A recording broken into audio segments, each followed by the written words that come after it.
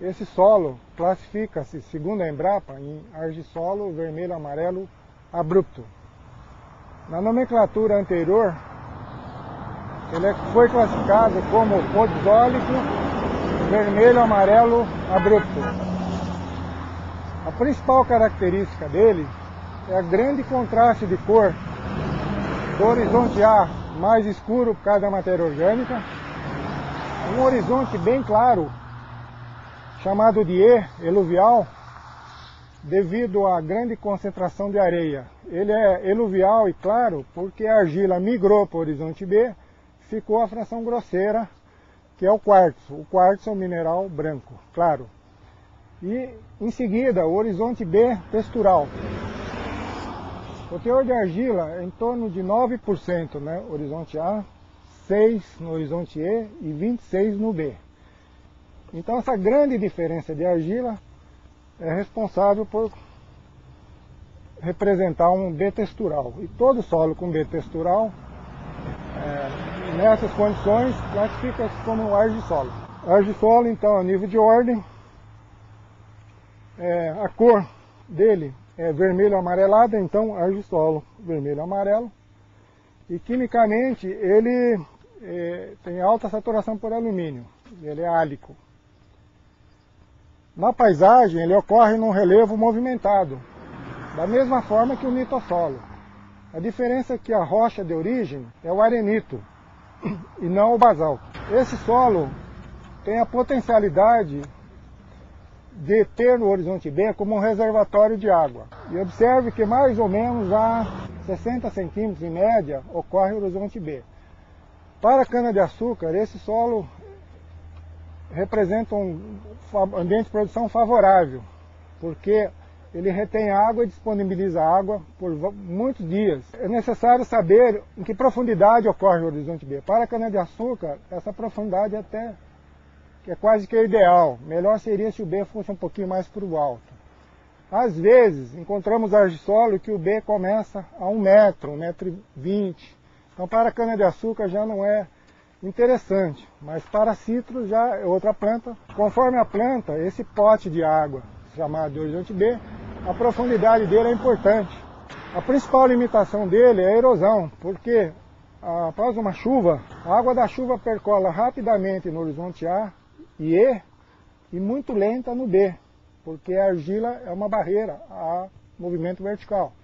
Então a tendência da água, quando chega no B, é erodir a camada A para os rios, horizonte E. Isso pode ser observado aqui na pastagem, tem muita erosão.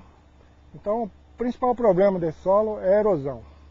Como ele tem alta saturação por alumínio, constitui uma outra limitação química. Mas a grande vantagem dele é a potencialidade, é a disponibilidade de água por mais tempo.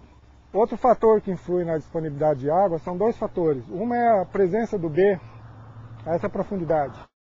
O segundo, essa coloração dupla. Duas cores significa mosqueamento.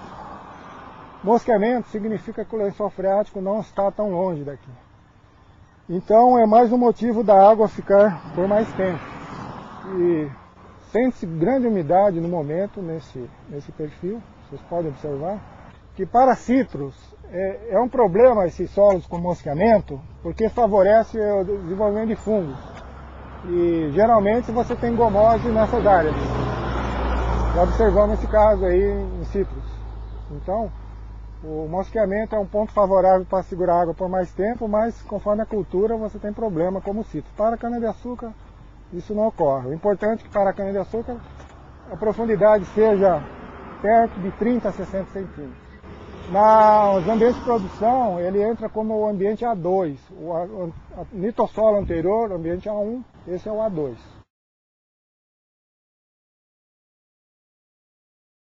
Razão de redução, o ferro 2, quando o lençol freático subiu, ele tapou os poros e o ferro ficou na forma bivalente. Depois o lençol freático no passado rebaixou, o ferro, aí o oxigênio ocupou o espaço poroso, o ferro ficou na forma trivalente Então oscilou vários lençóis, várias vezes o lençol subindo e descendo, as cores devido à oscilação.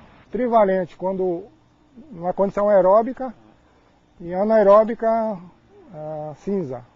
Existem argissolos que o horizonte B ele está aflorando, se a erosão levou tudo. Ele ocorre a 20 centímetros, então é importante saber qual é a planta que você tem para procurar aproveitar a potencialidade da presença do B em que profundidade.